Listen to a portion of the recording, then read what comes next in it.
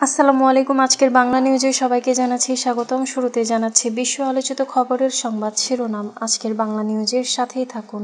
যুদ্ধবিরতির মধ্যেও ইসরায়েলি হামলায় 2 ফিলিস্তিনি নিহত। আর যুদ্ধ থামিয়ে নোবেল পায়নি বিশ্বাস করা যায়, জানিয়েছেন ট্রাম্প। ইসরায়েলকে গাজার সীমান্ত ক্রসিংগুলো খুলে দেওয়ার আহ্বান হামাসের। ইউক্রেন যুদ্ধ শেষ করতে চান না পুতিনকে নিয়ে হতাশ ট্রাম্প। ভারতের জন্য আকাশসীমা বন্ধের সময়সীমা বাড়ালো পাকিস্তান। পেরুতে বিক্ষোভ সমাবেশ সংঘর্ষে নিহত এক, আহত শতাধিক। ভারতে 3 বাংলাদেশিকে কুপিয়ে ও তীর মেরে হত্যা। নির্বাচনে কোনো টালবাহানা সহ্য করা হবে না, জানিয়েছেন শামসুজ্জামান দুদু। এতক্ষণ শুনছিলেন বিশ্ব আলোচিত খবরের সংবাদ শিরোনাম, এবার বিস্তারিত। যুদ্ধবিরতির মধ্যেও ইসরায়েলি হামলায় 2 ফিলিস্তিনি নিহত। গাজায় চলমান যুদ্ধবিরতির মধ্যেও ইসরায়েলি হামলায় 2 জন ফিলিস্তিনি নিহত হয়েছে বলে আল জাজিরাকে জানিয়েছে নাসের মেডিকেল কমপ্লেক্স। খবরে বলা হয়, খান ইউনিসের বাণী সুআইলা এলাকায় আজ বৃহস্পতিবার সকালে একটি ইসরায়েলি কোয়াডকপ্টার ড্রোন থেকে বোমা নিক্ষেপ করে এক ব্যক্তি নিহত হন। কোয়াডকপ্টার ড্রোন থেকে বোমা নিক্ষেপে এক ব্যক্তি নিহত হন। অন্য ব্যক্তি 2 দিন আগে গাজা সিটির কলেজ অব সায়েন্স অ্যান্ড টেকনোলজির কাছে গুলিবিদ্ধ হন এবং আজ তার মৃত্যু হয়। এর আগে জানা গিয়েছিল আজ সকালে বাণী সুআইলা এলাকায় ড্রোন হামলায় 2 জন আহত হন, যাদের মধ্যে একজনের অবস্থা আশঙ্কাজনক। এদিকে দখলকৃত পশ্চিম তীরে রামাল্লাহর উত্তর পূর্বে আল মুগাইয়ের গ্রামে একটি বাড়ি ভেঙে দিয়েছে ইসরায়েলি বাহিনী। গ্রাম পরিষদের প্রধান আমিন আবু আলিয়া সংবাদ সংস্থা ওয়াফাকে জানিয়েছেন আজ সকালে ইসরায়েলি সেনারা গ্রামটি ঘেরাও করে এবং ওয়াজিহ মুসা আবু আলিয়ার নির্মাণাধীন 2 তলা বাড়িটি ভেঙে ফেলে বাড়িটি অনুমতি ছাড়া নির্মাণ করা হচ্ছিল বলে দাবি করে ইসরায়েলি বাহিনী।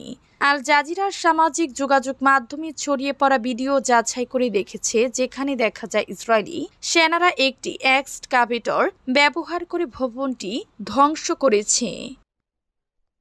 আর যুদ্ধ থামিয়েও নোবেল পাননি বিশ্বাস করা যায় না, জানিয়েছেন ট্রাম্প। যুক্তরাষ্ট্রের প্রেসিডেন্ট ডোনাল্ড ট্রাম্প হোয়াইট হাউসে সাংবাদিকদের সঙ্গে কথা বলার সময় দাবি করেছেন তিনি 8 মাসে 8টি যুদ্ধ থামিয়েছেন। তবে এরপরেও নোবেল শান্তি পুরস্কার না পাওয়ায় তিনি বিস্ময় প্রকাশ করেছেন। বৃহস্পতিবার 16 অক্টোবর ভারতীয় সংবাদ মাধ্যম এনডিটিভির এক প্রতিবেদনে এ তথ্য জানিয়েছে। ট্রাম্প বলেন, আমার মনে হয় না কোনো প্রেসিডেন্ট কখনো একটি যুদ্ধও থামাতে পেরেছেন। আমি গত 8 মাসে 8টি যুদ্ধ থামিয়েছি, কিন্তু আমি কি নোবেল পুরস্কার পেয়েছি? না, বিশ্বাস করা যায়। তিনি আরো বলেন, আমি মনে করি আগামী বছরটা হয়তো ভালো হবে, কিন্তু জানেন আমার কাছে আসলে কি গুরুত্বপূর্ণ? আমি হয়তো লাখ লাখ মানুষের জীবন বাঁচিয়েছি। এর আগে মধ্যপ্রাচ্য সফরের সময় তিনি দাবি করেছিলেন তিনি গাজা যুদ্ধবিরতি সহ বিশ্বের 8টি সংঘাত সমাধানে ভূমিকা রেখেছেন। ইসরায়েলকে গাজার সীমান্ত ক্রসিংগুলো খুলে দেওয়ার আহ্বান হামাসের।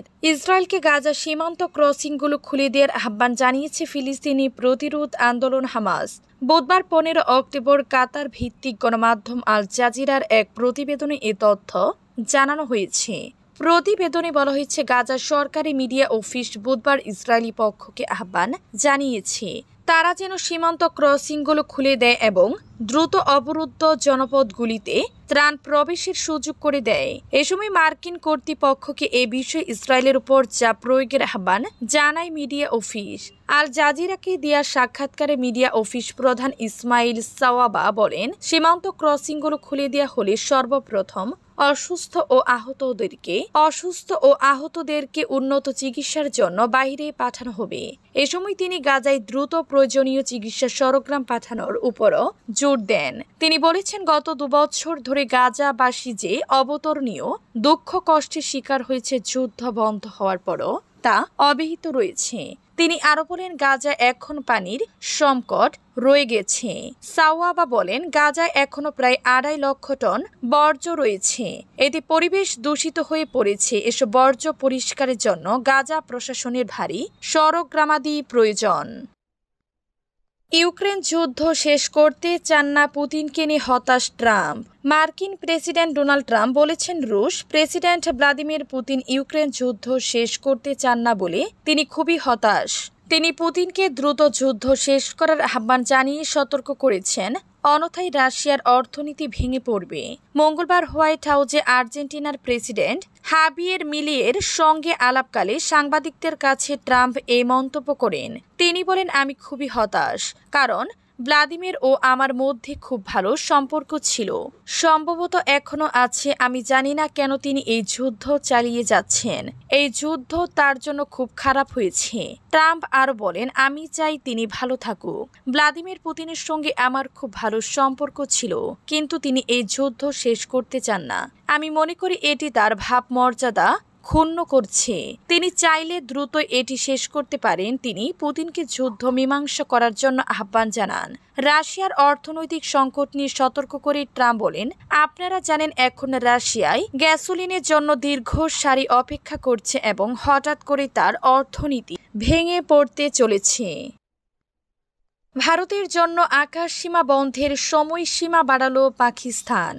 ভারতে নিবন্ধিত ও পরিচালিত সব ধরনের উড়োজাহাজ পাকিস্তানের আকাশপথ ব্যবহার করতে পারবে না, এমন নিষেধাজ্ঞা আরও 1 মাসের জন্য বাড়িয়েছে ইসলামাবাদ। এই নিষেধাজ্ঞা আগামী 23 নভেম্বর পর্যন্ত বহাল থাকবে বলে জানিয়েছে পাকিস্তান বেসামরিক বিমান চলাচল কর্তৃপক্ষ খবর ডনের।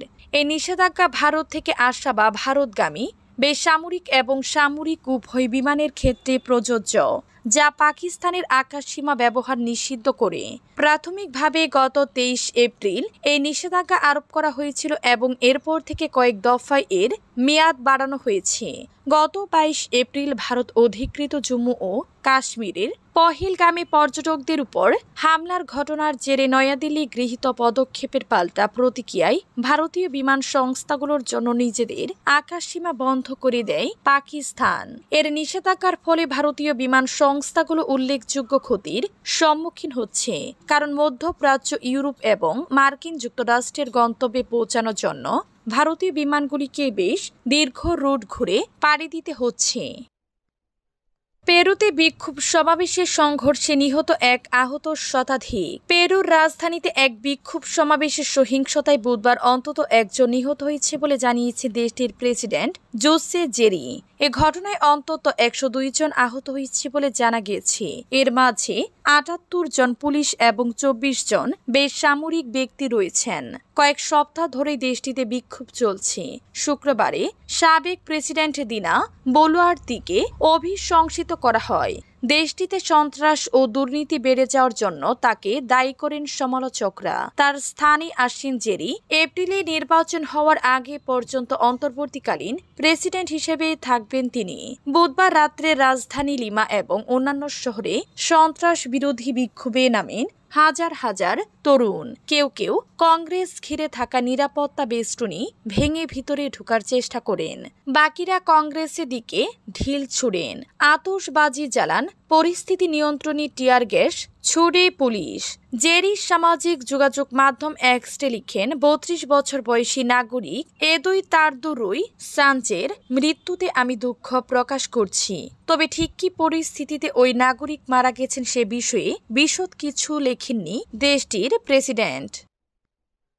ভারতে 3 বাংলাদেশিকে কুপিয়ে ও তীর মেরে হত্যা। ভারতের ত্রিপুরা রাজ্যের খোয়াই এলাকায় কুপিয়ে ও তীর মেরে হত্যা করা 3 বাংলাদেশির মরদেহ উদ্ধার করেছে পুলিশ। বুধবার 15 অক্টোবর রাত 9টা বর্ডার গার্ড বাংলাদেশের বিজেপির পক্ষ থেকে নিহতদের জাতীয় পরিচয়পত্র সংগ্রহ করা হয়েছে।